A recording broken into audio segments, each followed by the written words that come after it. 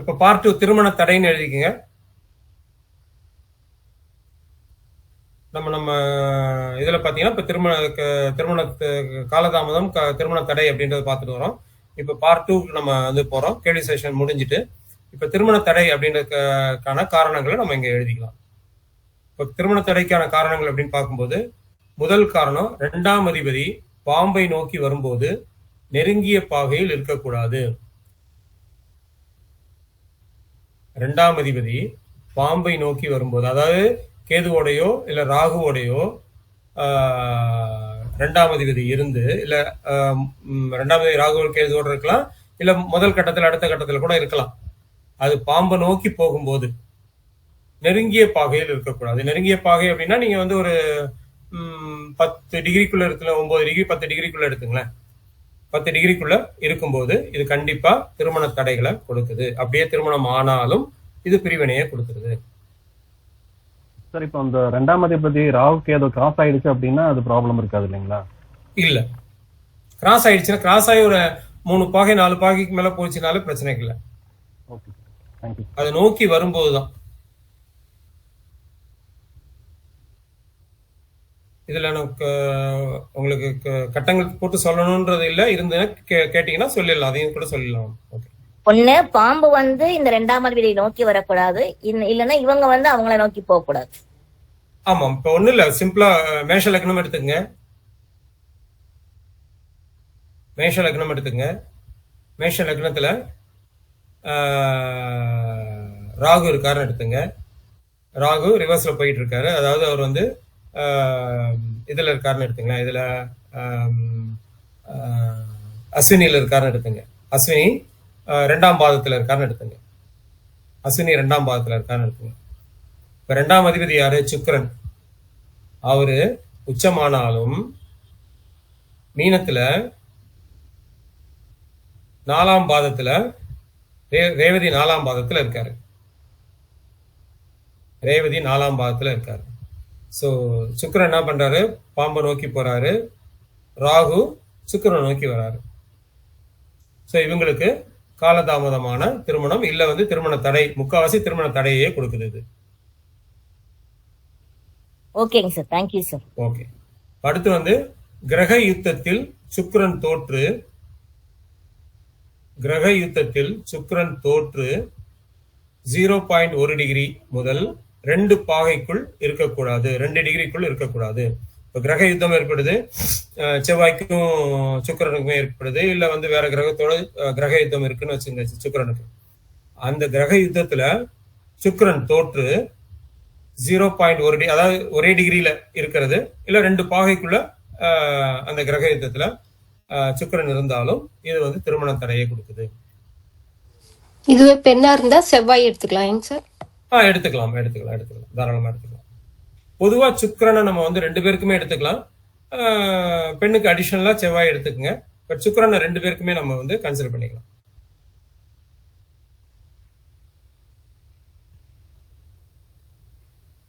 Okay. அடுத்த விதி பாத்தீங்கன்னா 1 அல்லது 1 மற்றும் 7 அதிபதிகள் பாவகர்த்தரியில இருக்கிறது. 1ஆம் அதிபதியும் சரி 7ஆம் அதிபதியும் சரி பாவகர்த்தரியில இருக்கிறது.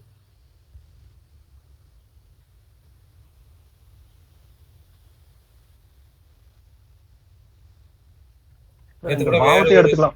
இந்த பாவத்தை எடுத்துக்கலாம். இந்த 1ஆம் அதிபதியும் 7ஆம் அதிபதியும் இல்லாம அந்த பாவத்தையும் எடுத்துக்கலாம். அதான் சொல்ல வந்தேன். ஆக்சுவலா என்னன்னா, நேத்து வேற ஒரு குரூப்ல வந்து ஒரு ஜாதகம் போட்டு அந்த ஆணுக்கு வந்து திருமணம் ஆகுமான்னு கேட்டிருந்தாங்க. இங்க 1ஆம் இடம் பாத்தீங்கன்னா எம்டி கட்டம், அதுல வந்து யாருமே இல்ல. அதுக்கு 3ல வந்து சனி இருந்தாரு, இந்த பக்கம் 11ல என்னமோ ராகு யாரோ இருந்தாங்க. ஸோ 1ஆம் இடம் வந்து யாரும் இல்ல, 2 பக்கமுமே வந்து பாவகிரகங்கள் இருக்கு. அதே மாதிரி 7ஆம் இடத்துலயும் யாரும் இல்ல. 7ஆம் இடத்தை குரு பாக்குறாரு, பட் பார்த்தாலும் பாத்தீங்கன்னா 7ஆம் இடத்துல யாரும் இல்ல, அதுக்கு 2 பக்கமும் திதி சூன்யமா ஆயிடுது. ஸோ அவருக்கு காலதாமதமான திருமணம் ஆகல. ஏன் திருமணம் ஆகல, எப்ப திருமணம் ஆகுன்றதுதான் கேள்வியா இருந்தது. சோ 1ஆம் இடமும் 7ஆம் இடமும் பாவகர்த்தையில இருக்கிறது. 1ஆம் அதிபதி 7ஆம் அதிபதியும் பாவகர்த்தையில இருக்கிறது.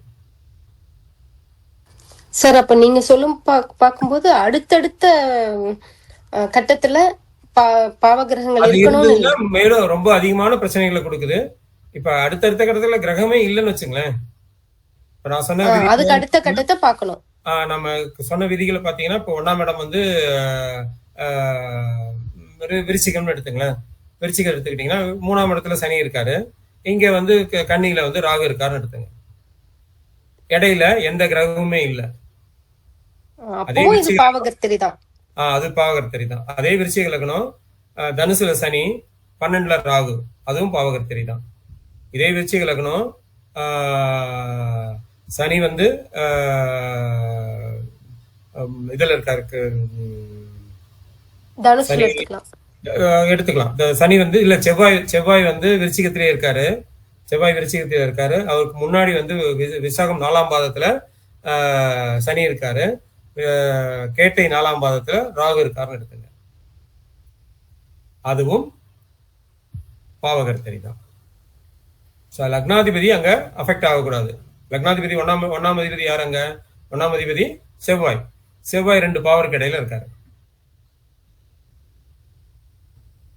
அப்புறம் 7ஆம் அதிபதி பாம்பை நோக்கி வரும்போது நெருங்கிய பாகையில் இருக்கக்கூடாது. அதே மாதிரி இப்ப ரெண்டுக்கு என்ன சொன்னமோ அதேதான் இங்க 7ஆம் அதிபதிக்கும். 7ஆம் அதிபதி பாம்பை நோக்கி வரும்போது நெருங்கிய பாகையில் இருக்கக்கூடாது.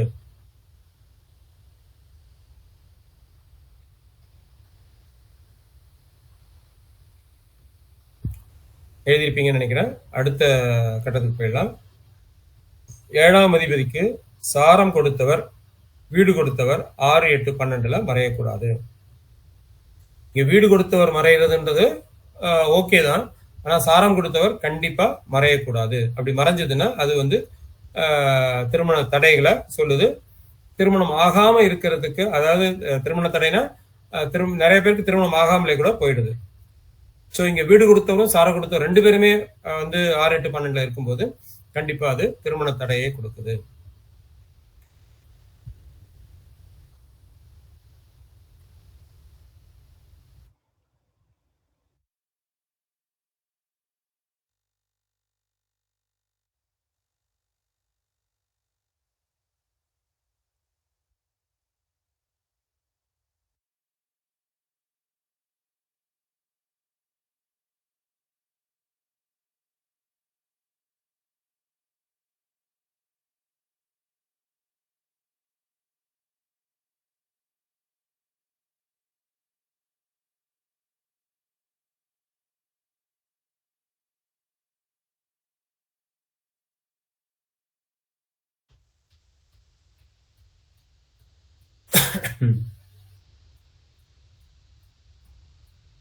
ஓகே, இப்ப கேக்குதுங்களா? கேக்குது சார், கேக்குது. ஓகே, மொபைல்ல கனெக்ட் பண்ணிட்டேன். Okay, fine. இப்ப அடுத்து பாத்தீங்கன்னா 7ஆம் அதிபதிக்கு சாரம் கொடுத்தவர், வீடு கொடுத்தவர் மறையக்கூடாது. அதே மாதிரி 2ஆம் அதிபதிக்கு வீடு கொடுத்தவர், சாரம் கொடுத்தவர் 6, 8, 12ல மறையக்கூடாது.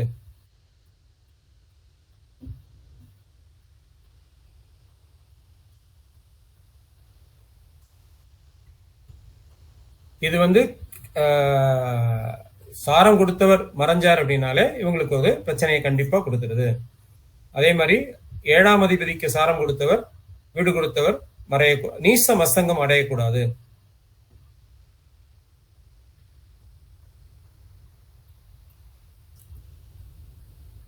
விருச்சிக லக்னம் சார். 7ஆம் அதிபதி சுக்கிரன் வந்து கேது சாரம். சரி. சாரநாதன் விருச்சிகத்துக்கு 8ல இருக்காரு. சரி. கொடுத்தவர் புதன் வந்து பாதகத்துல. சரி. கல்யாணமே ஆகல, வயசு 34 ஆச்சு. ஓகே, இருக்கு. இன்னும் இது வரைக்கும் கல்யாணம் ஆகல அந்த பையனுக்கு. Okay okay okay. இதுக்கு வந்து ஒரு 90% கரெக்டா வந்துருதுமா? இந்த விதிகள் எல்லாமே நல்ல பொருத்தம் பார்க்கும்போது நல்லா கரெக்டா வந்து நிக்கிறாங்க. நான் அதுக்காக தான் அந்த கன்சாலிடேட்டா கொடுத்துட்டோம்னா யூஸ்ஃபுல்லா இருக்கும். ஏன்னா போன கிளாஸ்ல ஐயாவோட கிளாஸ் நடக்கும்போது ஐ திங்க் முரளி சார் தான் கேட்டாரு, இன்னும் 2 பேர் கேட்டீங்கன்னு நினைக்கிறேன். அகிலா மேடம் கேட்டாங்க. இந்த மாதிரி கல்யாணம் ஆகாம இருக்கிறதுக்கான விதிகள் என்ன, கல்யாணம் தடையான விதிகள் என்ன அப்படின்னு. சரி, அப்பதான் தோணுச்சு, சரி எல்லாத்தையும் வந்து ஒரு கன்சாலிடேட்டா கொடுத்துட்டோம்னா யூஸ்ஃபுல்லா இருக்கும் அப்படின்னு. ஆமா சார், இது ரொம்ப யூஸ்ஃபுல்லா இருக்கும். அப்படி இதை மட்டும் நம்ம வச்சு நல்லா இருக்கு. சூப்பரா இருக்கு. தேங்க்யூமா, தேங்க்யூ. அடுத்து வந்து சார் இப்போ இந்த மாதிரிங்கிறது ரெமெடி என்னன்னு அப்புறம் சொல்லுங்க சார். நெக்ஸ்ட் வர முடிச்சலாம். Right sir, thank you sir.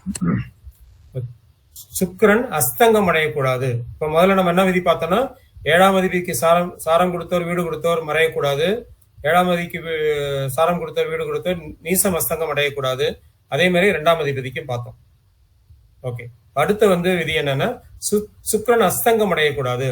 சுக்கிரன் அஸ்தங்கம் அடைகிறதுன்றது, அதாவது அஸ்தங்கம் அடை அப்படின்றது பாத்தீங்கன்னா 9 டிகிரின்றது அஸ்தங்கம் அடையுது. அது 6 டிகிரிக்கு கீழே வரும்போது அது பெரிய பிரச்சனைகளை கொடுக்குது. 8 டிகிரி 9 டிகிரின் போது பரவாயில்ல, அதுக்கு கீழே வரும்போது கண்டிப்பா பிரச்சனைகளை கொடுக்குது. அடுத்து பாத்தீங்கன்னா 7ல் பாவர் இருந்து 7ஆம் அதிபதி மறையக்கூடாது, 7ஆம் அதிபதி பாவரோட சேரக்கூடாது, 7ஆம் அதிபதியே ஒன்றுக்கு மேற்பட்ட பாவர்கள் கூடக்கூடாது அல்லது பார்க்கக்கூடாது. அதாவது 7ல ஒரு பாவர் இருக்காரு, லக்னம் ஏதோ எந்த லக்னம் எடுத்துங்க, 7ல கேது இருக்காருன்னு வச்சுங்க, 7ஆம் அதிபதி செவ்வாயின்னு எடுத்துங்க. செவ்வாய் சனியோட சேர்ந்து மறைஞ்சு, இப்ப நம்ம முதல்ல பார்த்த சார்ட் எடுத்துக்கிட்டீங்கனாலே கரெக்டா இருக்கும் உங்களுக்கு. ரிஷப லக்னம், 7ல கேது, 7ஆம் அதிபதி சனியோட சேர்ந்து மறைஞ்சிட்டார். அதுவும் ஜென்ம சத்ருவு. ஸோ 7ல் பாவர் இருந்து 7ஆம் அதிபதி மறையக்கூடாது. அப்படி மறைஞ்சி அவரு வேறொரு பாவரோட சேரவோ பார்க்கவோ படக்கூடாது அப்படின்றதுதான் விதி.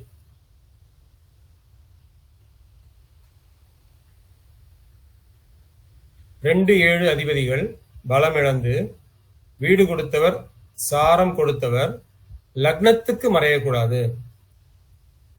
அதாவது 2 7ஆம் அதிபதி நம்ம வந்து சாரம் கொடுத்த வீடு கொடுத்தவர் அவங்க மறைஞ்சாலே பிரச்சனை அப்படின்றோம். இப்ப 2 7ஆம் அதிபதி சாரம் கொடுத்தவர் லக்னத்துக்கு மறையக்கூடாது. அப்படி மறைஞ்சாருன்னா முதல் திருமணத்துல இவங்களுக்கு கண்டிப்பா பிரச்சனைகள் வருது. சார் இந்த ரூல் ரிப்பீட் பண்ணுங்க சார் ப்ளீஸ். 2 7ஆம் அதிபதிகள் பலமிழந்து சாரம் கொடுத்தவர் லக்னத்துக்கு மறைந்தால், அதாவது முதல்ல நம்ம நீச அஸ்தங்கம் பார்த்தோம், 6 8 12 பார்த்தோம், அதே விதிதான் இங்கேயும், அது திருப்பி ரிப்பீட் பண்றோம். அந்த மாதிரி இருக்கும்போது லக்னத்துக்கோ லக்னாதிபதிக்கோ மறையும் போது கண்டிப்பா முதல் திருமணத்துல ஒரு பிரச்சனைகளை கொடுத்துருது. அதாவது 2ஆம் திருமணம் ஆகுதுன்றது அர்த்தங்க.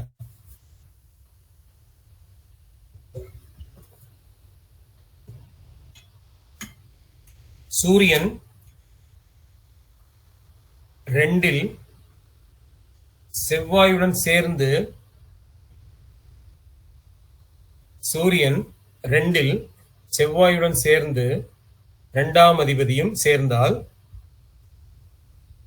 திருமண மறுப்பு அல்லது திருமணமாகி பிரிவினைகள் வருகிறது. நம்ம ஏற்கனவே இந்த விதியை பார்த்திருக்கோம். சூரியன் 2ஆம் அதிபதியோட சேர்ந்து 2ல இருந்தாலே பிரச்சனைகளை கொடுக்குது. இல்ல 2ஆம் அதிபதியும் சூரியனும் 2ஆம் வீட்டை பார்த்தாலும் இந்த பிரச்சனை கொடுக்குதுன்றது பார்த்திருக்கோம். ஃபார் எக்ஸாம்பிள், ஒரு லக்னத்தை எடுத்துங்க, 8ல சூரியன் இருக்குன்னு எடுத்துங்க. சோ 8ல இருக்க சூரியன் 2ஆம் இடத்தை பார்ப்பாரு, 2ஆம் அதிபதியும் அந்த 2ஆம் இடத்தை பார்த்தாருன்னா இவங்களுக்கு திருமண மறுப்பு ஏற்படுது.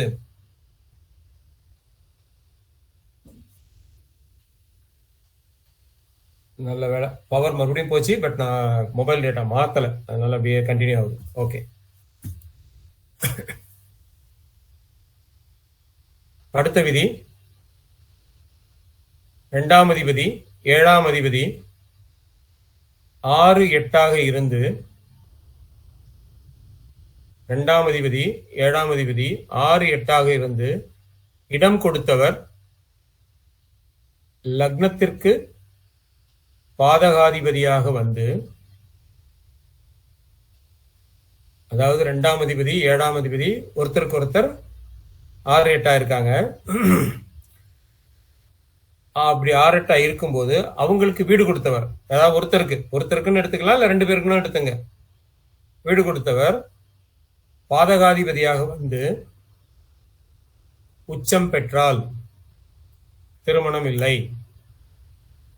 இந்த விதி நிறைய இடத்துல வராது, எப்பயாவது தான் ஒரு சில இடத்துல இருக்கும். 2ஆம் அதிபதி 7ஆம் அதிபதி 6 8 இருந்து இடம் கொடுத்தவர் லக்னத்திற்கு பாதகாதிபதியாக வந்து உச்சம் பெற்றால் திருமணம் இல்லை. இப்போ உதாரணத்துக்கு எடுத்துக்கிட்டீங்கன்னா விருச்சிக லக்னம் எடுத்துங்க, சந்திரன் உச்சம், குரு உச்சம் கடகத்துல, தனுசுல சுக்கிரன் இருக்காருன்னு எடுத்துங்க. தனுசுல சுக்கிரன், அவர் 7ஆம் அதிபதி. 2ஆம் அதிபதி குரு எங்க இருக்காரு? கடகத்துல இருக்காரு. இவங்க 2 பேரும் 6, 8 இருக்கிறாங்க. வீடு கொடுத்த சந்திரன் உச்சமாயிட்டார். ஸோ இந்த ஜாதகத்திலையும் கண்டிப்பா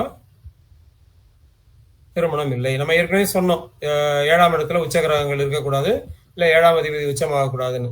இங்க பாத்தீங்கன்னா 2ஆம் அதிபதியும் உச்சம், 7ஆம் அதிபதியும் உச்சம். இவங்க 2 பேரும் 6, 8 இருந்து வீடு கொடுத்த உச்சமானதுனால திருமணம் மறுப்பு, இது திருமணம் இல்லை.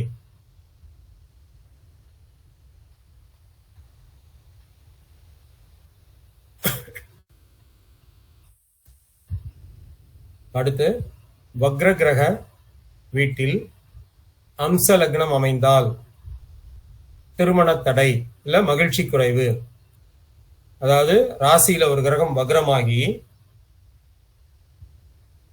அந்த இடத்துல அம்ச லக்னம் அமைஞ்சதுன்னா, உதாரணத்துக்கு எடுத்துங்க, வக்ர நீச கிரக வீடு அப்படின்னு எடுத்திருக்கோம். உதாரணத்துக்கு செவ்வாய் வக்ரம்னு எடுத்துங்களேன். செவ்வாய் வீட்டுல அம்ச லக்னம் விழக்கூடாது. விருச்சிகத்திலேயோ இல்ல மேஷத்திலேயோ அம்ச லக்னம் வரக்கூடாது. இல்ல குரு வக்ரம்னு எடுத்துங்க, அம்சத்துல தனுசுவோ மீனமோ லக்னமா வரக்கூடாது அப்படிங்கறதுதான் விதி.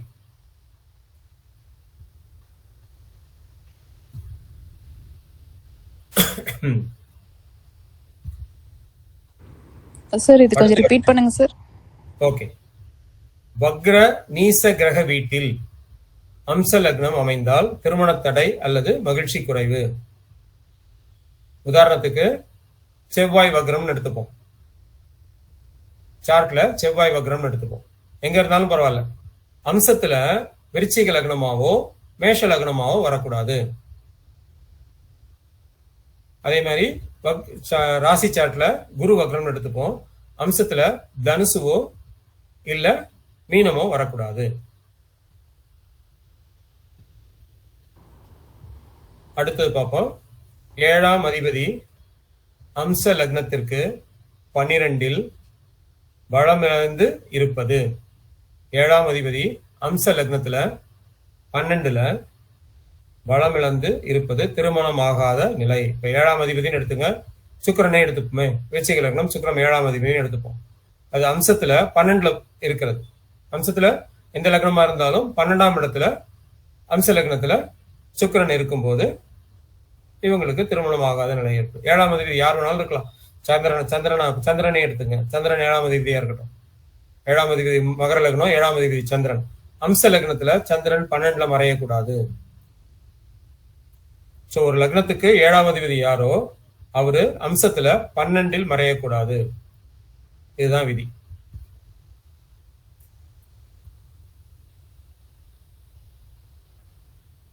அடுத்து இந்த விதி கம்பைண்டா இருக்கும்போது, நான் அடுத்த விதி சொல்றேன். கம்பைண்டா இருக்கும்போது பிரச்சனைகள் இருக்கு. அதாவது 2, 4, 7, 12 இந்த 4 இடமுமே கெட்டு போனாலே திருமணம் இல்லை. 2, 4, 7, 12 கெட்டால் திருமணம் இல்லை. 2ஆம் இடம், 7ஆம் இடம், இது திருமணத்தை சொல்லக்கூடிய பாவங்கள். 4, 12ன்றது நம்மளோட சுகஸ்தானத்தை சொல்லக்கூடிய விஷயங்கள். இது ரெண்டுமே கெட்டு போனால் திருமணம் இல்லை. இதுல 3 வராதாங்க சார்? என்னம்மா 3 வராதாங்க சார் இதுல? 3ஆம் பாவம் என்னம்மா? 3ஆம் இடம் இங்க இல்ல. 3ஆம் இடம் நம்ம எடுக்கல. 3ஆம் இடம்ன்றது முயற்சி ஸ்தானம், அது நம்ம இங்க பார்க்கல. அதாவது 2, 7ன்றது தன்னோட குடும்பம் கலத்திரம் அப்படின்றத எடுத்துக்கிறோம். 4 அப்படின்றது சுகஸ்தானம், 12 அயனம் ஸ்தானம். இது 4மே சேர்ந்து கெடும்போது, அதாவது 2, 4, 7, 12 கெடும்போது திருமணம் இல்லை. சார் வணக்கம். இப்போ ரிஷப லக்கணம் 2 கூடைய புதன் வந்து கேதுசாரம் வாங்கி 8ல இருக்காரு மூலத்துல. சரி. 4 கூடைய சூரியன் வந்து பாதகத்துல மகரத்துல. சரி. 7, 12 கூடைய செவ்வாயும் பாதகத்துல. சரி. இது வந்து ஒரு பெண்ணுடைய ஜாதகம். சரி. அதான் எப்படி இந்த பெண்ணுக்கு அப்ப திருமண வாழ்க்கை எப்படி? அது வந்து நம்ம வந்து திருமண வாழ்க்கைனா இப்ப இவங்க வந்து மத்த கிரகங்க அமைப்பையும் பார்த்துட்டு நம்ம சொல்லலாம். பட் திருமணம் நடக்கிறது அரிதுன்றதை எடுத்துக்கலாம். பட் இவங்களுக்கு வேற ஏதாவது பரிகாரங்கள் பண்ணணும்னா திருமணம் நடக்கிறதுக்கு வாய்ப்புகள் உண்டு அப்படின்றத நம்ம எடுக்கலாம். ஆனா இங்க 2ஆம் அதிபதி கேது சாரத்துல இருக்கும்போது 7ஆம் அதிபதியும் கேது சாரமோ 7ஆம் அதிபதியும் கெடும்போது அது திருமண மறுப்பை கொடுக்குது. கேது எப்படி இருக்காருன்றதை பாருங்க.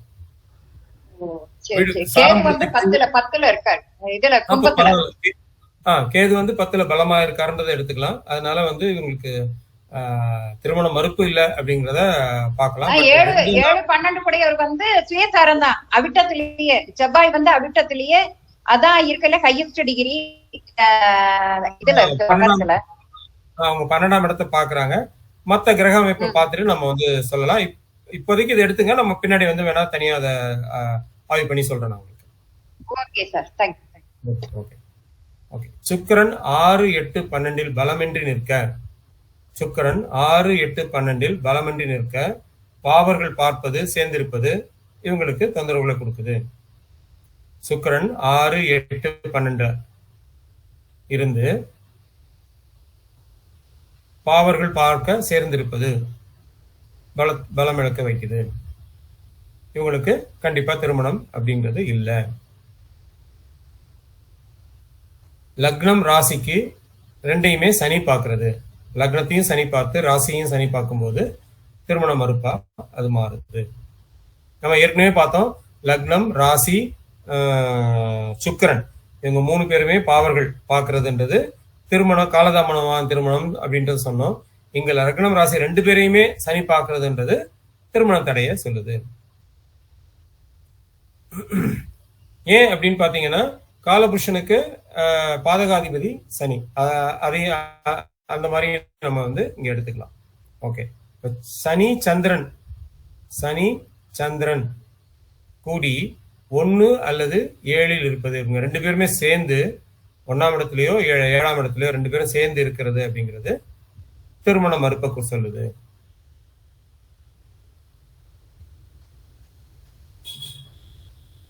அடுத்து 2ஆம் அதிபதியும் 7ஆம் அதிபதியும் அஸ்தங்கமாகும். இங்க 2 பேருமே சேர்ந்து அஸ்தங்கமாறது. 2ஆம் அதிபதியும் 7ஆம் அதிபதியும் அஸ்தங்கமாறது.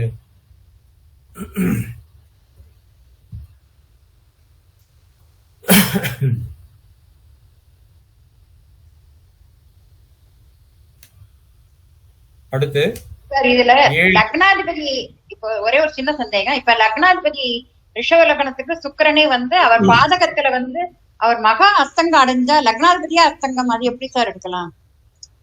கண்டிப்பா வந்து இவங்களுக்கு டிலே ஆகும், திருமணம் டிலே ஆகும். இல்ல லக்னாதிபதி அஸ்தங்கம் அடைகிறதுன்றது பரவாயில்ல. 2, 7 அதிபதிகள் தான் அஸ்தங்கம் அடையக்கூடாது. பாதகத்துல இருக்கு, அவ்வளவுதான். அது பரவாயில்ல, அது பரவாயில்ல, அது பரவாயில்லதான். இப்ப 7ல் 4 கிரகங்கள் இருந்து சுக்கிரன் 6, 8, 12 இருப்பது, 7ஆம் இடத்துல 4 கிரகங்கள் இருக்குன்னு வச்சுங்க. இருந்து 7ல் 4 கிரகங்கள் இருக்கும்போது 4 திருமணம்னு சொல்லுவாங்க நார்மலா.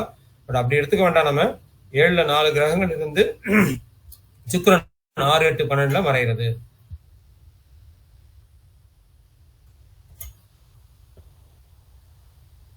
ஏழுல 4 கிரகங்கள் இருந்து சுக்கிரன் 6, 8, 12 மறைகிறது. இதுவும் திருமண தடை.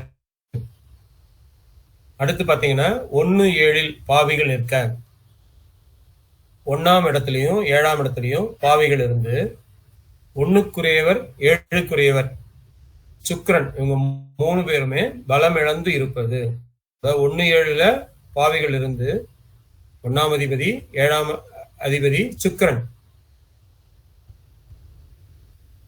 1ஆம் அதிபதி 7ஆம் அதிபதி சுக்கிரன் இவங்க 3 பேருமே பலம் இழந்து இருக்கிறது திருமண மறுப்ப சொல்லுது. நீங்க சொன்ன விதி இங்க வந்துருது ஐக்கிலா மேடம். 1, 7ல் பாவிகள் நிற்க, அங்கே பாவிகள் இருக்கான்னு பாருங்க. சுக்கிரன் பலம் இழக்குது. அவங்க 1ஆம் அதிபதி 7ஆம் அதிபதியும் பலம் இழந்தாங்கன்னா இந்த விதி அங்க ஒத்து வரும்.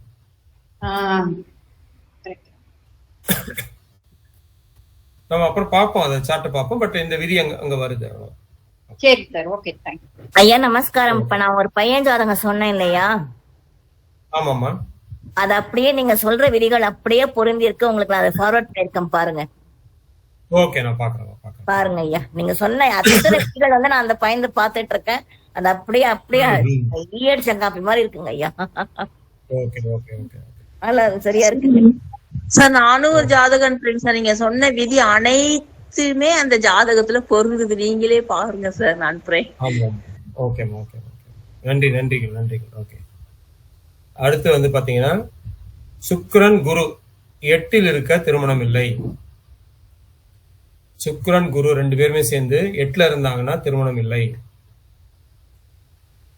இந்த விதிகள்லாம் ஒரு சில விதிகள்லாம் காமனா நிறைய இடத்துல நீங்க பார்த்திருப்பீங்க. ஒரு சில விதிகள் ரொம்ப ரேரா வரக்கூடிய விதிகள். அது வந்து நிறைய இடத்துல டிஸ்கஸும் பண்ணிருக்க மாட்டாங்க. நான் கொஞ்சம் ஏற்கனவே எடுத்து வச்ச விதிகள், அது இல்லாம கொஞ்சம் நிறைய தேடி எடுத்தேன். கொஞ்சம் பழைய புக்குகள்லாம் பார்த்து எடுத்த விதிகள் இதெல்லாம். 5ஆம் அதிபதி ராகு கேது கூடி, 5ஆம் அதிபதி ராகு கேது கூடி 0 to 10 பாகைக்குள் இருப்பது. இங்க வந்து 2-7 அதிபதிகளே நம்ம பார்க்கவே இல்லை. 5ஆம் அதிபதியே இங்க கெட்டு போனார்னா, ராகு கேதுவோட பாம்போட சேர்ந்து பிடியில இருந்தார்னாலே நம்ம இங்க வந்து இதை சொல்லிடலாம். இந்த ஜாதகத்தை இப்ப நம்ம வந்து ஒரு வேற ஒரு குழுல பார்த்தோம். புதன் வந்து புதனும் சனியும் வந்து பரிவர்த்தனை ஆறாங்க. அந்த இடத்துல கேதுவோட புதன் வந்து 5 டிகிரிக்குள்ள இருக்கிறாருன்னு நினைக்கிறேன். ஸோ அதுவும் வந்து அங்க அவருக்கு திருமணம் ஆச்சு. பட் 2 திருமணம் ஆனாலும் அவருக்கு வந்து திருமணம் நிலைக்கல. குழந்தைகளும் இல்லை. 10 வருஷமா 2-3 திருமணங்கள் நடந்துருச்சு. அப்படி நடந்தும் திருமணம் நிலைக்கல. பிளஸ் குழந்தைகளும் இல்லை. சார் விருச்சிக லக்னம் 5ஆம் அதிபதி வந்து கேதுவோட சேர்ந்து பரணி 2ல ஒரே பாகையில உட்கார்ந்துருக்காங்க. சுக்கிரன் அங்கேயே இருக்காரு. திருமணம் ஃபெயிலியர், திருமணமே இல்ல அந்த பொண்ணுக்கு அப்புறம். ஆமா. இந்த விதி கரெக்டா வருது. இந்த விதி திருமணம் ஆகலன்னு நம்ம சொல்ல வேண்டாம். பட் திருமணம் ஆனாலும் வந்து பிரிவினை திரிசூன்ய அதிபதி அது சுக்கிரன். நான் சொன்ன ஜாதகத்துல பாத்தீங்கன்னா அவருக்கு 2 சார். அந்த வீடு கொடுத்தவர் வந்து செவ்வாய் வந்து நீச்சம். அவரு போய் சனியோட சேர்ந்து உட்காந்துறாரு கடகத்துல. சுத்தமா எல்லாமே பொருந்தது நீங்க சொல்றது எல்லாமே. நன்றி சொன்னது. ஓகே. 12ல ராகு வேற பாக்குறாரு. அந்த குருவையும் அந்த சுக்கிரனையும் ராகு வேற 12ல இருந்து பாக்குறாரு. சுத்தமா சரி. Okay, thank you. அடுத்த இது பாத்தீங்கன்னா சுக்கிரன் நின்ற ராசி அதிபதி சுக்கிரனுக்கு 6, 8, 12 மறைவது. இந்த விதிகள் வந்து இந்த விதிகள் கொஞ்சம் புதுசா இருக்கலாம். சுக்கிரன் நின்ற ராசி அதிபதி சுக்கிரனுக்கு 6, 8 மறைவது. 12 இல்ல, 6, 8 மறைவது.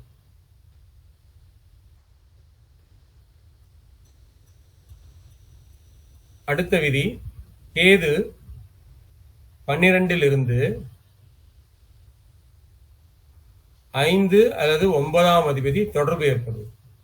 கேது 12 இருந்து 5ஆம் அதிபதியோ 9ஆம் அதிபதியோ தொடர்பு ஏற்படுறது திருமணம் மறுப்ப சொல்லுது.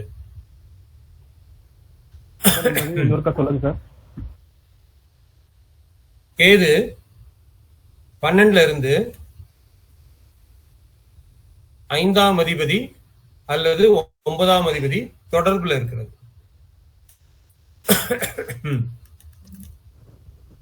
இது வந்து நம்ம 2-7 மட்டும் வச்சுக்கிட்டு இவ்வளவு விதிகளை பார்த்திருக்கோம்.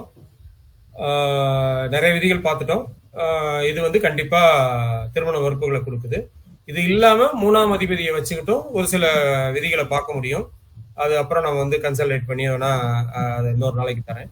பட் 2-7 வச்சுக்கிட்டு இந்த விதிகளை நம்ம கண்டிப்பா சொல்லலாம். இது வரைக்கும் பார்த்ததுல ஏதாவது டவுட் இருந்ததுன்னா சொல்லுங்க, நம்ம பார்க்கலாம்.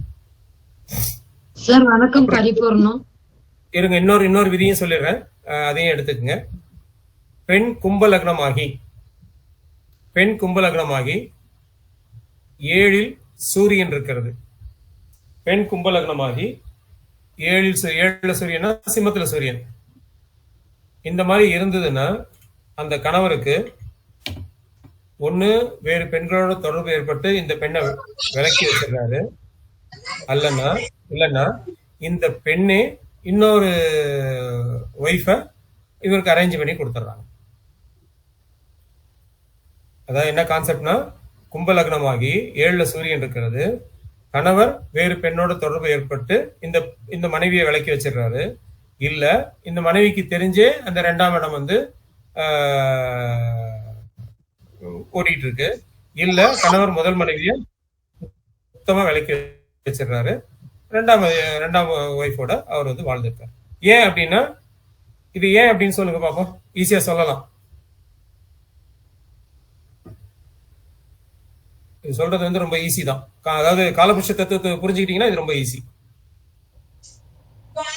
காலபுருஷ தத்துவத்துக்கு வந்து பாத்தீங்கன்னா சூரியன் 5ல அந்த 5க்கு உண்டான பாதகத்துல இருக்கும் சார், 7க்கு பாதகத்துல இருக்கு.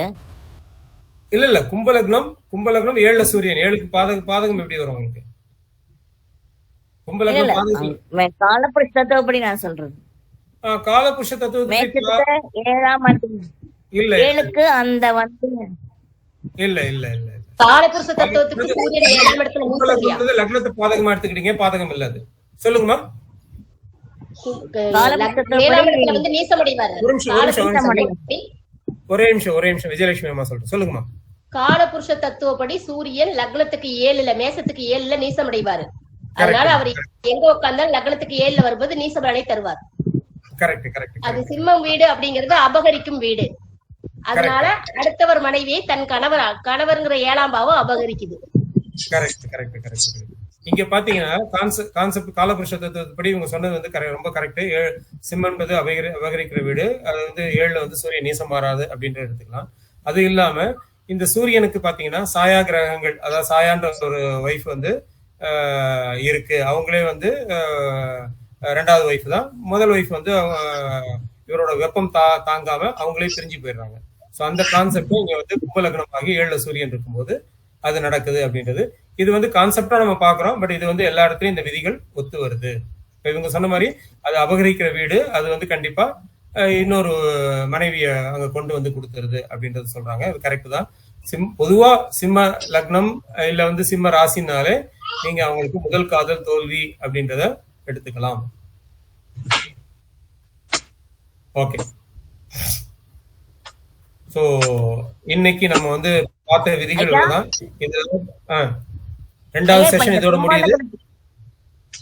சொல்லுங்கம்மா, சொல்லுங்க. இப்ப கும்ப லக்னத்துக்கு 7ல சூரியன் சொன்னீங்க, இப்ப லாஸ்ட்ல முடியும் போது சிம்ம லக்னத்துக்கு சொல்றீங்க. கும்ப லக்னத்துக்கு 7ல சூரியன் இருந்ததுன்னா என்ன ஆகுதுன்னா, கணவருக்கு வந்து பெண்ணோட தொடர்பு. சூரியனோட மனைவி வந்து அவங்களே வந்து வேற ஒரு பெண்ணை காலையில கூட ஒரு ஷார்ட்ஸ் பார்த்தேன். கரெக்டா சொல்லுங்க. இது வந்து இதுதான் வந்து கான்செப்ட். ஓகே, இது அது இல்லாம காலபுருஷனுக்கு 7ஆம் இடத்துல சூரியன் வந்து நீசமாறார். இதுதான் கான்செப்ட். ஓகே, நான் சொன்னது என்னன்னா, நான் சொன்ன இது இல்லாம இதை விட்டுருங்க. இது இல்லாம பொதுவாவே சிம்ம ராசி சிம்ம லக்னமா இருந்தாலே இப்ப அடுத்த பாயிண்டா கூட அதை எழுதிக்கங்க. சிம்ம லக்னம் சிம்ம ராசியா இருந்தாலே அவங்களுக்கு முதல் காதல் தோல்வி. அப்படி தோல்வி அடைஞ்சி அவங்க வந்து திருமணம் பண்ணிட்டாங்கன்னா அது நல்லாவே இருக்கு. அப்படி தோல்வி அடையாம திருமணம் பண்ணிட்டாங்கன்னா அது பிரிவினைகளை கொடுக்குது. சார் இந்த இடத்துல இந்த மாதிரி எடுக்கலாமா சார்? எதுங்க? கும்ப லக்னத்துக்கு 7ஆம் இடம் வந்து கணவனோட வீடு, சிம்ம லக்னமா வருது.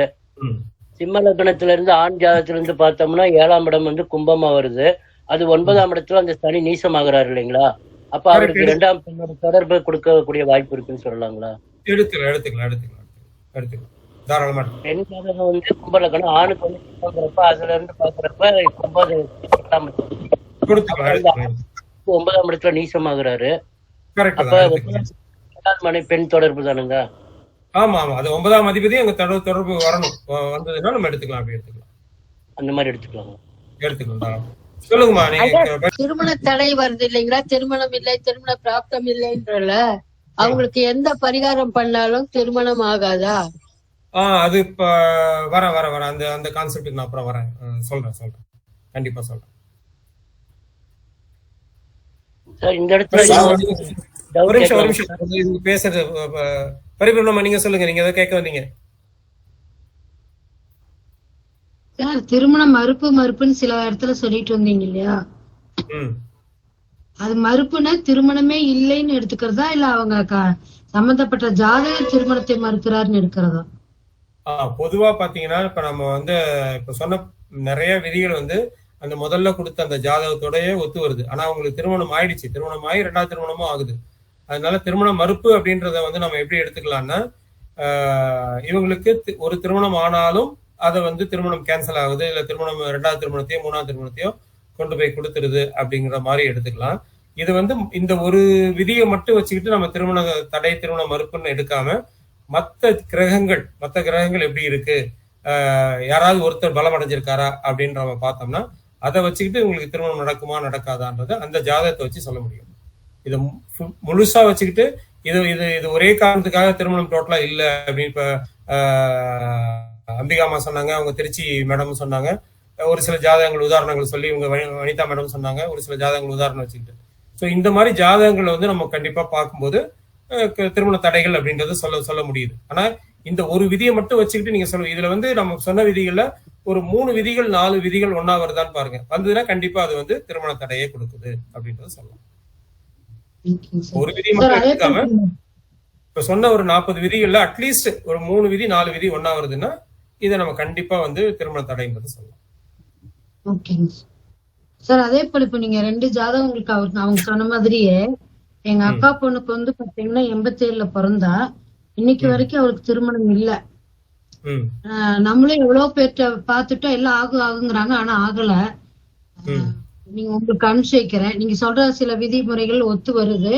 அதே போல இன்னொரு அக்கா பொண்ணுக்கு பாத்தீங்கன்னா கும்ப லக்கணம் தான், ஆனா அவங்க சொன்ன எந்த ஒரு இதுமே அவங்களுக்கு திருமணம் ஆகி பையன் இப்ப காலேஜ் போயிருக்கான், கணவன் நல்லாதான் இருக்கிறாரு, எந்த ஒரு இதுவும் கிடையாது. அதுவும் என்ன கான்செப்ட்ல மாறுது அப்படிங்கறதையும் நம்ம அனலைஸ் பண்ணலாம். அது பாத்தீங்கன்னா குரு பார்த்தாருன்னா வெளியில பிரச்சனைகள் தெரியாது. குருவோ சுபரோ பார்க்கும்போது வெளியில பிரச்சனைகள், இப்ப சுக்கிரன் குரு ஒன்னா இருக்காங்கன்னு வச்சுங்களேன், ஒரு கட்டத்துல இவங்க 2 பேருக்கு இவங்களுக்கு வந்து ஏதோ ஒரு விதத்துல சின்ன தொடர்பு வந்தா கூட வெளியில அதிகமா தெரியாது.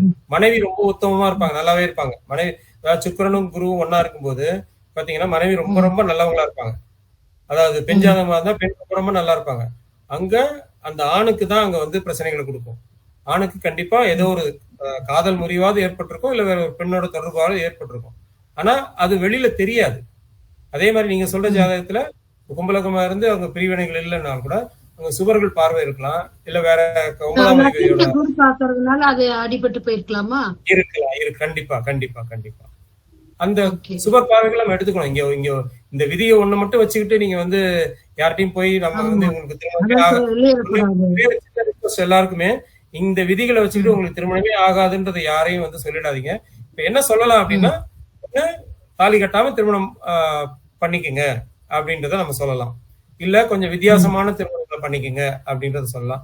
இல்ல 2வது திருமணமாவது பண்ணிக்கங்க அப்படின்றத ஒரு 35 வயசுக்கு மேல சொன்னோம்னா ஒத்துக்கிறாங்க.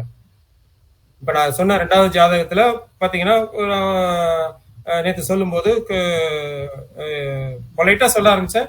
அவரே வந்து மத்த எல்லாத்தையுமே வந்து அவரே சொல்ல, இந்த மாதிரி பாத்துட்டு இருக்கேன், அந்த மாதிரி பாத்துட்டு இருக்கேன், ரொம்ப நல்லதுங்க அப்படின்னு சொல்லிட்டேன். இந்த மாதிரி பாத்தீங்கன்னா கண்டிப்பா சீக்கிரம் திருமணம் நடக்கும்.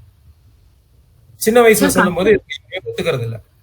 ஆமா, கஸ்டமர்கிட்ட சொல்லிடலாம். ஆனா நம்ம ரிலேஷன் சிஸ்டர், அக்கா பொண்ணு தங்க பொண்ணு அப்படின்னு அவங்க சொல்ல முடிய மாட்டேங்குது. இதுல கஸ்டமர் கூட ஒத்துக்க மாட்டாங்க, நம்மள திட்டிட்டு போவாங்க நிறைய பேருக்கு. அது உண்டு. ஏன்னா ஒரே பையன் ஒரே பொண்ணுன்னு வச்சிருப்பாங்க. என்னன்னா நம்ம வந்து இது காலதாமதமாகவும் திருமணம் டிலே ஆகும் அப்படின்றத நம்ம சொல்லிடுறது. அவங்க எங்க போனாலும் கடைசியில இவங்க சொன்னது கரெக்டா இருக்குன்றத திரும்பி நம்மகிட்ட வருவாங்க. இப்ப பாத்தீங்கன்னா என் ஒய்ஃப் ஆரம்பத்துல ஒரு 2 பேருக்கு வந்து சொன்னோன்னா அவங்க வந்து ரொம்ப கோச்சிக்கிட்டு, அது திருமணம்ல வேற ஒரு பலன்கள் சொல்லும் போது அவங்க ரொம்ப கோச்சிக்கிட்டு என்னங்க இப்படி எல்லாம் சொல்றீங்க அப்படின்ட்டு போயிட்டாங்க. ரொம்ப கோச்சிக்கிட்டு சண்டை போட்டே போயிட்டாங்க. பணம் அதிகமா கொடுத்துட்டேன், பணத்தை ரீஃபண்ட் பண்ணிட்டோம், பணத்தை ரீஃபண்ட் பண்ணிட்டாங்க. பட் ஒரு 3 வருஷம் 4 வருஷத்துக்கு அப்புறம் திரும்பி அவங்களே வராங்க.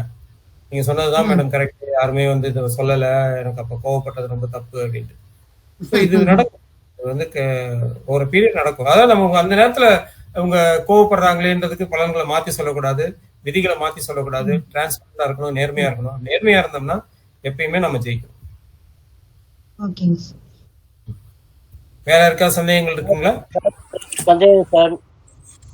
சொல்லுங்க. அப்புறம் இன்னொரு ரிக்வஸ்ட் எல்லாருக்கும், நீங்க வந்து ஓகே இங்க அட்டன் பண்ணும்போது பரவாயில்ல, பட் யாரெல்லாம் வந்து யூடியூப் பாக்குறீங்களோ யூடியூப்ல வந்து உங்க கமெண்ட்டை வந்து பதிவு பண்ணுங்க. யூடியூப்ல கமெண்ட்டை பதிவு பண்ண அது வந்து நிறைய பேருக்கு ரீச் ஆகுது. அது வந்து கொஞ்சம் எல்லாரும் பார்த்துட்டு பதிவு பண்ணுங்க. அதான் அட்டன் பண்ணவங்க ஓகே, மற்ற விதிகளை அட்டன் பண்ணாம நீங்க பார்க்கும்போது அதை வந்து மறுபடியும் ஒரு வாட்டி பார்த்துட்டு அதுல வந்து உங்களோட கமெண்ட் அங்க பதிவு பண்ணுங்க. சொல்லுங்க சார். இப்போ நான் என்னோட கருத்து ஒன்று சொல்லலாமா சார்? சொல்லுங்க சார். இப்போ போன கிளாஸ்ல யோகி முருகன் சார் வந்து கலந்துட்டு கிளாஸ் எடுத்தாரு இல்லைங்களா? ஆமாங்க. அதுல வந்து அவர் சொல்லும் போது 2/10 பாவத்தை சொல்லிருந்தாரு. ஆய்வு பண்ணா கரெக்டா வருது சார். ஒரு 10-15 எடுத்து பார்த்துட்டோம். ஆமா சார், அது கரெக்டா இருக்கு. அடுத்தது சார் ஒரே நிமிஷம். இப்ப 2-6-10 அந்த காலத்துல திருமணம் நடக்கும் அப்படின்றத யோகி முருகன் சார் சொன்னாரு. ஆமா சார். அது என்ன நார்மலா பாத்தீங்கன்னா 1-6-10 அப்படின்னு வந்தாலே அது வந்து திருமணம் மறுப்பை கொடுக்கும், திருமணம் பிரிவை கொடுக்கும். ஆனா இங்க 6-10ல வந்து திருமணம் ஆகுது அப்படின்னா அது ஏன் திருமணம் ஆகுது அப்படின்ற கான்செப்ட பாத்தீங்கன்னா, அதாவது நம்ம ப்ரொக்ரெசிவ் சார்ட் அனாலிசிஸ பார்த்திருப்போம். ஒரு தசா நடக்கும்போது அந்த தசை வந்து குறிப்பா வந்து சுக்கிர தசை நடக்குதுன்னு வச்சுக்கலாம். சுக்கிர தசைன்னு 20 வருஷம், 20 வருஷமும் ஒரே இடத்துல இருந்து சுக்கிரன் தசை நடத்துறது இல்ல. 20 மாசமா 12 கட்டத்தை பிரிச்சு போட்டுங்க.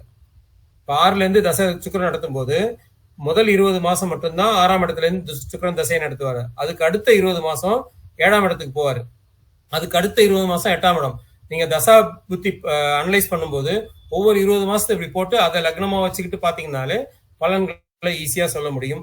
இப்ப 6ல இருந்து ஏன் கல்யாணம் ஆச்சு அப்படின்னா அந்த இடத்துல சுக்கிரன் 7ஆம் தசாநாதன் அந்த 20 மாசம் முடிஞ்சு அடுத்த 20 மாசம் பீரியட்ல ஒரு கல்யாணம் பண்ணி வச்சிருக்காரு அப்படின்னு நம்ம எடுத்துக்கலாம். சோ 6ஆம் இடம் திருமணத்தை கொடுக்குது அப்படிங்கறத எடுத்துக்கலாம். அதே மாதிரி 10ஆம் இடமும் திருமணத்தை கொடுக்கு. ஏன் 10ஆம் இடம் திருமணத்தை கொடுக்குது? 10ஆம் இடத்துல கொடுக்கல, ஆக்சுவலா 11ஆம் இடத்துல மூவ் ஆகும் போது திருமணத்தை கொடுக்குது. சோ இது வந்து இந்த கான்செப்ட் வந்து சார் சொன்ன கான்செப்ட் பக்காவா ஒர்க் அவுட் ஆகுது.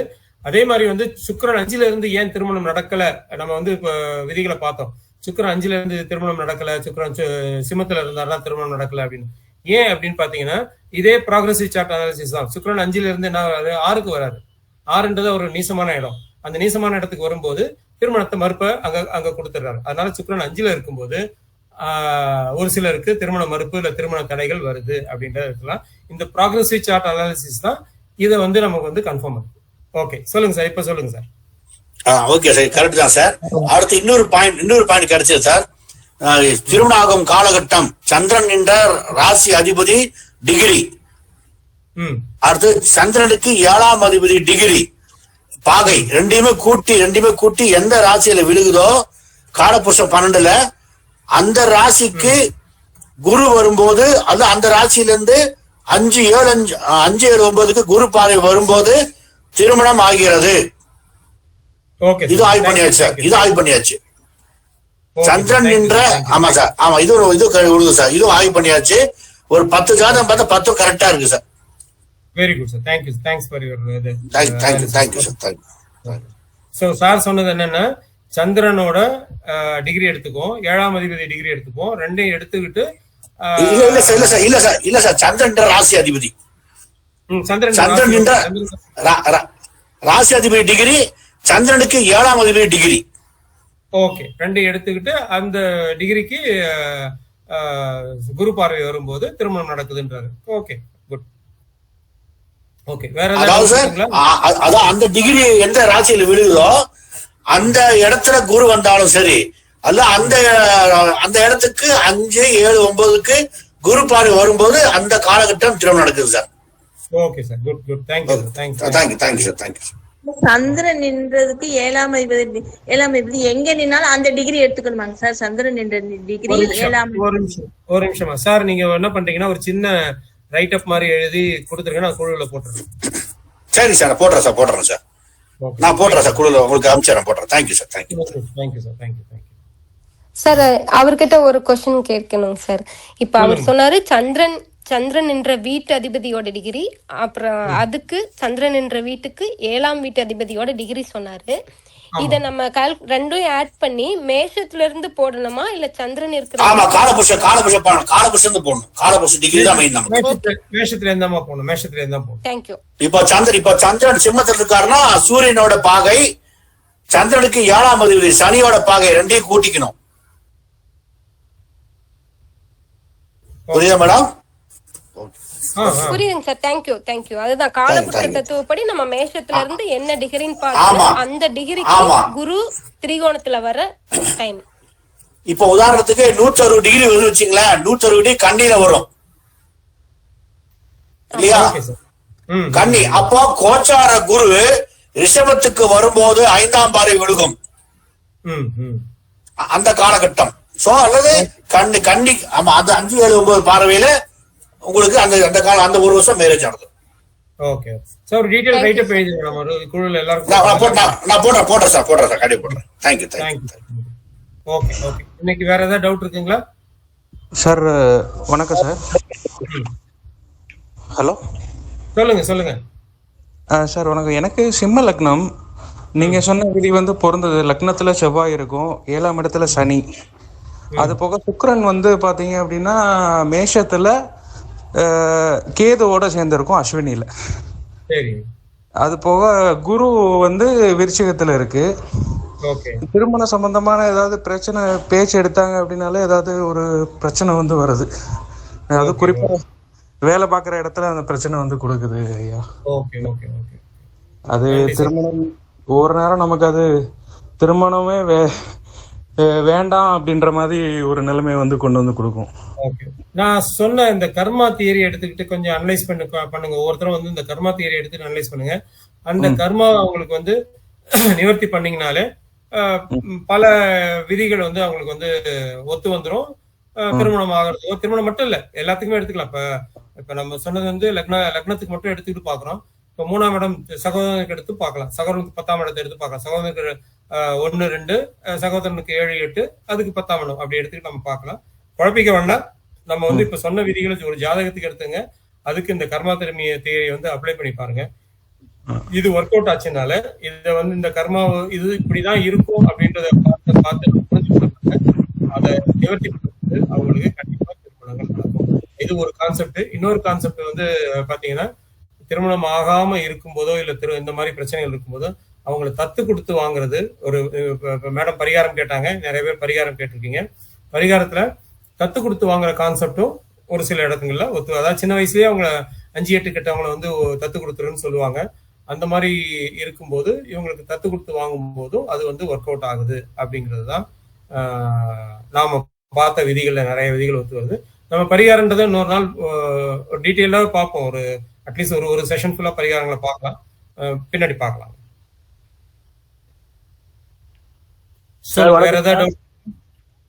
சொல்லுங்க சார். இந்த 2 7ஆம் அதிபதிகளுக்கு சாரம் கொடுத்தவர் வீடு கொடுத்தவர்களும் நவாம்ச வீட்டிலும் 6, 8 இருக்கக்கூடாது, தங்களுக்குள் 6, 8 ஆகவோ லக்னத்துக்கு 6, 8, 12 இருக்கக்கூடாது அப்படின்னு ஒரு ஐயா செங்கோட்டையா சொன்ன கருத்து ஒரு ஞாபகம் இருக்கலாம். கரெக்ட் தான். அதாவது 2 இடத்துலயும் 6, 8 இருக்கும்போது அது கண்டிப்பா ஒரு பிரச்சனைகளை கொடுக்குது அப்படின்றது உண்மைதான். அது நவாம்சத்திலையும் பார்க்க சொல்றாரு, அது உண்மைதான். கண்டிப்பா 2 இடத்துலயும் பார்க்கலாம், தாராளமா பார்க்கலாம். இப்போ ஒரு இடத்துல மட்டும் இப்ப வந்து நம்ம சொன்ன விதிகள் எல்லாமே பாத்தீங்கன்னா லக்னத்துக்கு தான் சொல்லியிருக்கோம். நீங்க ராசிக்கு எடுத்துக்கிட்டு இதே மாதிரி ராசி அதிபதியும் 2, 8, 6, 8 இருந்து அங்கேயும் வந்து பிரச்சனை கொடுத்தீங்க. லக்னத்துக்கும் 6, 8 இருக்கு, ராசிக்கு 6, 8 இருக்கும்போது அது கண்டிப்பா திருமண மறுப்பை கொடுக்குது. அதே மாதிரி ராசிலையும் 6, 8 இருந்து நவாம்சத்திலையும் 6, 8 இருக்கும்போது அது திருமண மறுப்பை கொடுக்குது. ஸோ இந்த மாதிரி நம்ம டீட்டெயிலாக ஆய்வு பண்ணும்போது, டீட்டெயிலாக எடுக்கும்போது இது திருமண மறுப்பா இல்ல வந்து திருமண தடையா அப்படின்றத சொல்லலாம். காலதாம திருமணமான்றதையும் சொல்லலாம். சார் அப்புறம் ஒரு ரூல் சொன்னீங்க, கிரக யுத்தத்தில் சுக்கிரன் தோற்று சுக்கிரன் 1 டிகிரியில் இருப்பதுன்னு சொல்லியிருந்தீங்க. உண்மை சார். எனக்கு மிதுனத்துல 4 கிரகம், கன்னி லக்னம் 10ல. எனக்கு சுக்கிரன் 1 டிகிரி தான் சார். செவ்வாய் மிருகசீரிஷம் 3ஆம் பாதம். எனக்கு மேரேஜ் ஆகும்போது 36 வயசு சார். மேரேஜ் ஆகும்போது. Okay okay good. Thanks for sharing sir. இதுதான் நம்ம வந்து இப்ப வந்து சுக்கிரன் கெட்டா திருமணம் ஆகாதா, அஸ்தங்கமாச்சுன்னா திருமணம் ஆகாதா அப்படின்னு நம்ம பாக்குறோம். ஸோ கண்டிப்பா அது காலதாமதத்தை கொடுக்குது. மற்ற கிரகங்கள் அமைப்புக்கு அவருக்கு திருமணத்தை கொடுத்துருது, அவ்வளவுதான். டிலேவா கொடுக்குது. ஓகே சார், லக்னத்தையும் ராசியும் சனி பார்த்தால் திருமண தடைன்றீங்க. அதே மகர லக்னம் கும்ப லக்னம் ஆயிருந்தா அது லக்னாதிபதி ஆயிடாருங்க சார். அப்பயும் திருமண தடை வருமாங்க சார் பார்த்தா? அதாவது ராசியும் பார்க்கணும் இல்லம்மா? சரிங்க சார். ராசி நம்ம லக்னத்தை மட்டும் பார்க்கல, 1ஆம் இடத்தையும் பாக்குறோம், 7ஆம் இடத்தையும் பாக்குறோம். இல்ல சார் ராசியும் பாக்குறோம், லக்னத்தையும் பாக்குறோம். இப்ப அதே வந்து ராசி அதிபதியா இருந்து அவர் பார்க்கும்போது பாத்தீங்கன்னா அது வந்து அதிகமான தடைகளை கொடுக்காது அப்படின்றத பாக்குறோம். அவர் எந்த இடத்துல இருந்து பாக்குறாரு? 10ஆம் பார்வையா பாக்குறாரா, 7ஆம் பார்வையா பாக்குறாரா? கரெக்ட் தான், நீங்க அதே சொல்றேன். இப்ப 3ஆம் பார்வையா அவர் பாதகத்துல இருந்து பார்க்கும்போது கண்டிப்பா அங்க ஒரு பாதகத்தை கொடுக்கறாரு. மகர லக்னமா இருந்து சிம்மத்துல இருந்து பார்த்தா இப்ப கும்பத்தை அது மாதிரி பார்த்தா இல்லம்மா, இப்ப மகர லக்னமா இருக்காரு, பாதகத்துல இருக்காருன்னு வச்சுக்கோங்க. அனுஷ நட்சத்திரத்துல இருக்காரு, 2ஆம் அதிபதி சாரம் வாங்கி அவரே பாதகத்துல இருக்கும்போது அங்க ஒரு பாதகத்தை கொடுத்துறாரு. இதே சிம்மத்துல இருக்கும்போது அவர் வந்து கும்ப லக்னம் சிம்மத்துல இருக்கும்போது அங்கேயும் கண்டிப்பா திருமணம் சார்ந்த, ஏன்னா சனிக்கு வந்து பகை வீடு சிம்மம், அங்கேயும் வந்து கண்டிப்பா ஒரு பிரச்சனைகளை கொடுக்குறாரு. சிம்மம் 7ல வந்து சனி வந்து திக்பலம் அப்படின்னு நம்ம எடுத்துக்கிறோம். ஆனா 7ஆம் இடம் சனி சம்பந்தப்படும் போது ஒண்ணு திருமணம் வித்தியாசமான திருமணங்கள் நடக்குது, இல்ல திருமண தடைகள் வருது. காலதாமதமான திருமணம் எடுத்துக்கலாம், திருமண தடையும் டோட்டலா எடுக்க வேண்டாம். சரிங்க, தேங்க்ஸ். அதான் டவுட் இருந்தது, அதான் கேட்டேன். கண்டிப்பா கண்டிப்பா. டவுட் ஏதாவது இருந்ததுன்னா எனக்கு வந்து மெசேஜ் பண்ணுங்க, முடிஞ்ச வரைக்கும் நான் ஆன்சர் பண்றேன். இல்லைன்னா அந்த டவுட்டுகளை நோட் பண்ணிட்டு அடுத்த செஷன் எடுக்கும்போது கொஸ்டின் ஆன்சர் செஷன்ல அதை வந்து இன்க்ளூட் பண்ணிக்கலாம். ஓகேங்க சார். சரிங்க சார். ஓகேம்மா, ஓகே ஓகே ஓகே. ஸோ நம்ம செஷன் இதோட முடிச்சுக்கலாம்னு நினைக்கிறேன். உங்க எல்லாருக்கும் நன்றி. இங்க வந்து இதை பாருங்க, யூடியூப் பாருங்க, யூடியூப் சேனல்ல பாருங்க. நான் வாரத்துக்கு ஒரு வீடியோ போடலாம் அப்படின்ற ஒரு எண்ணத்துல இருக்கிறேன். யூடியூப்லயே உங்களோட கமெண்ட்டுகளை அங்க பதிவு பண்ண நிறைய பேருக்கு ரீச் அவுட் ஆகும். நம்மளோட மெயின் விஷயமே வந்து இந்த கான்செப்ட் வந்து நிறைய பேருக்கு ரீச் அவுட் ஆச்சுன்னா, இந்த திருமணம் சார்ந்த விஷயங்கள்ல, குழந்தை சார்ந்த விஷயங்கள்ல தான் நிறைய ஜாதகங்கள் பாக்குறதுக்கு, அதுவும் இல்லாம தப்பான ஜாதகங்களை பார்த்து தப்பா பொருத்தங்கள் பண்றதுக்கு உள்ள வாய்ப்புகள் அதிகமா இருக்கு. அதை வந்து குறைக்கணும், நல்லபடியா எல்லாருக்கும் குடும்பம் அமையணும் அப்படின்றதான் நம்மளோட கான்செப்ட். இது வந்து எல்லாருக்கும் ரீச் அவுட் ஆகணும், நம்ம திருமண பொருத்தம் அப்படின்றது கான்செப்ட். இதை வந்து எல்லாரும் ஹெல்ப் பண்ணுங்க, எல்லாரும் பாருங்க. மிக்க நன்றி சார், அருமையான. தேங்க்யூ.